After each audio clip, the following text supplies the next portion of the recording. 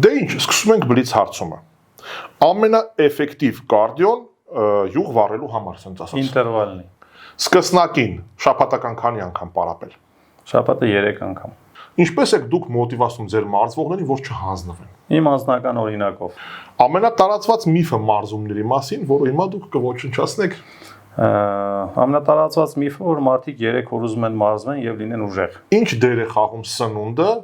քաշ կորցնելու հարցում։ Շատ մեծ։ Միայն մեկ խորհուրդ են մարդուն, ով սկսում է այդ ճանապարհը դեպի ֆիթնես։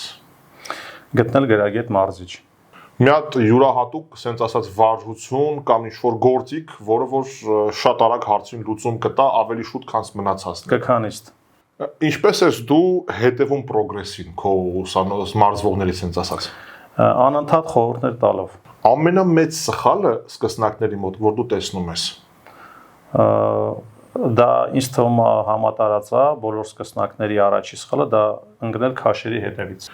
Նիհարելու համար պարտադիր 3 գործիքներն են՝ քայլել, սպորտ, սնունդ։ Այո։